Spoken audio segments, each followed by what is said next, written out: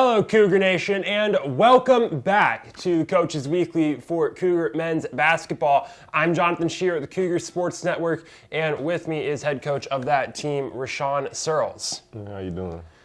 And Coach Surles, it's been a while since we've been on a Coach's Weekly, and a lot of that was through the month of January, a month that, in all honesty, was a bit of a rough month for your squad. And what made it a bit rougher was that most of the games that your team lost, you can look back and say, yeah, they were in it. Yeah. They were close. It was never really it's hard to find a game where the team was out of it all 40 minutes. Yeah. And you look to these last two games, Marion and Rockford, your team's won 2 in a row now. Especially Rockford last night was a tough win for your squad. And both of them, the biggest thing for me looking at those games is your team finding new ways to win. Especially that Marion game was a total change in the way that your team played. More ball movement, more passing instead of dribbling and slashing. And it was finding ways to get those entry passes right up into the paint. How did that become the focus, and how did you work through changing the team's mindset and style of play before going into those games? I think just throughout this year, we knew we had enough to win tough games, tight games, and versus tough competition. It was just a matter of going through those growing pains and getting those reps, those experiences.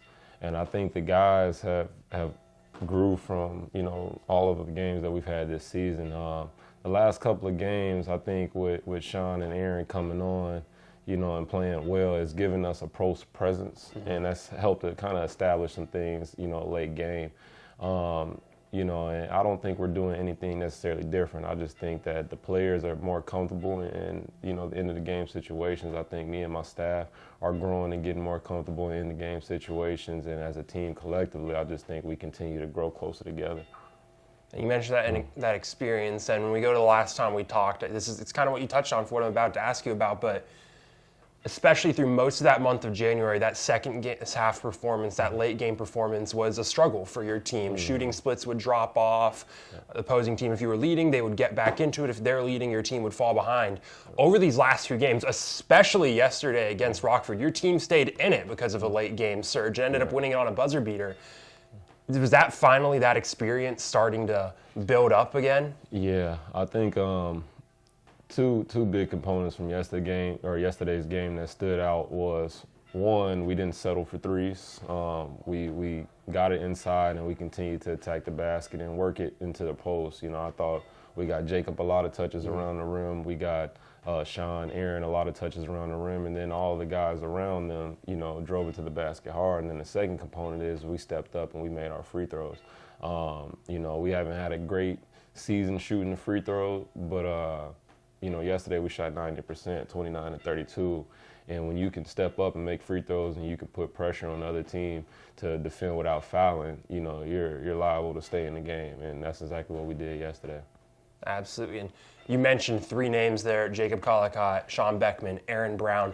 All 3 of them, your scorers who went for double digits yesterday against Rockford. And I think going through all 3 of those over the last few games, they've played big roles, starting with Jacob.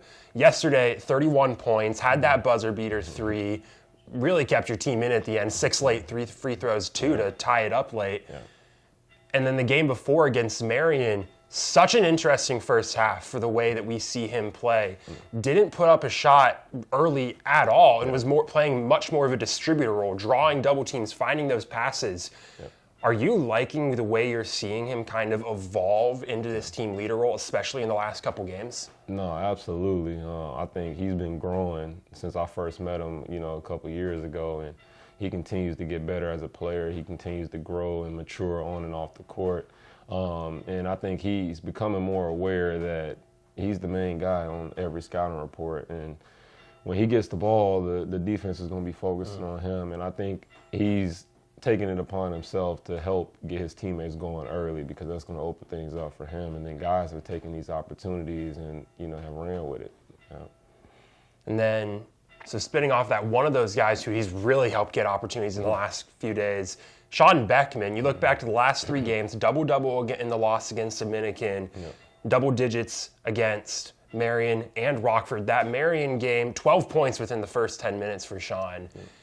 he's struggled early on in the season, but he has really stepped up to a new level. And we'll compound this with Aaron Brown. You mentioned your post play, finding new elements in the last couple games. Where have those two really found that next level? Because they both had strong moments, but it's really gone to a next level in the last week. Yeah, I think with Sean, it was just a matter of getting his feel, his confidence. You know, me and Sean talk all the time that we believe that he's one of the best bigs in this conference. You know, now it's just about going out and proving it.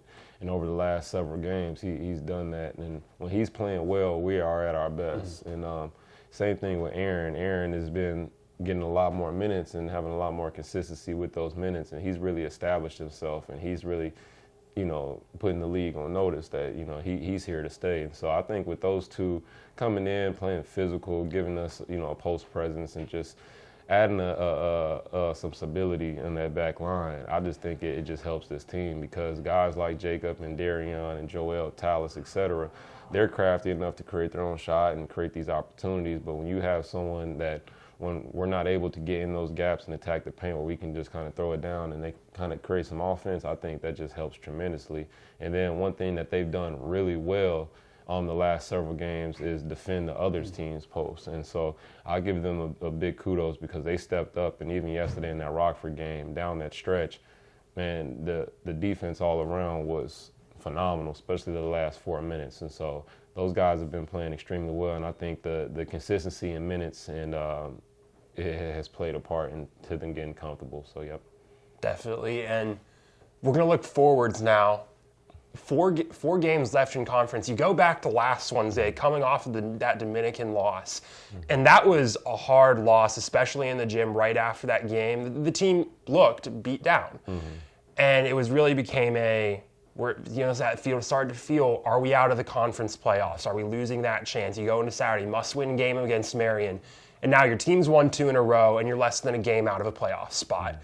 You've gotten there over the last few games, and you're heading into a final 4-game stretch where you do need to win games, and it is not an easy stretch. There's some tough games in the stretch upcoming. You got St. Norbert's visiting in just over a week. You're going to have to travel down to Illinois Tech. Tough games coming up for your squad. How do you plan on working through those tough games, staying in it? You have a week break. Team's not playing on Saturday. How are you going to take advantage of that break, set your team up for a strong final stretch? Well, first, the message is just one game at a time. We don't want to look too far down the road. We're focused on Aurora, and we know playing at Aurora is not going to be an easy game at all. And, you know, after the Dominican game, we had a lot of guys that were injured, sick, and we knew losing that game put us in a tough spot, but we also understood that we have what it takes to get over that hump. And I think that's where the guys are kind of rallying around each other, knowing that if we can get through this last stretch and get into the playoffs, you know, we should have enough momentum to, you know, be able to do some incredible things. And so the guys are just taking it one game at a time. We're continuing to work out the kinks and just get better day by day. And I think that's kind of the mindset and the focus. And we just want to, you know, approach this Aurora game as if it is a playoff game already, because the stakes are not only high for us, but them as well. Yeah. So they're going to come ready to play, and we got to be able to match, if not exceed, their intensities.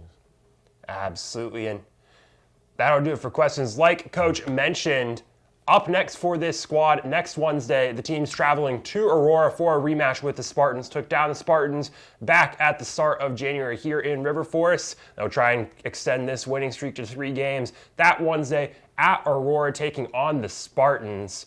Week-long break before then. Make sure, if you want to get caught up on anything that you've missed from Cougar basketball over the last month, make sure to check out CUCougars.com for recaps and highlights. And make sure to join us next time on the Coaches Weekly. I'm Johnathan Scheer, the Cougar Sports Network. Coach Surles, thanks for joining us once again. And as always, roll Cougs. Go Cougs.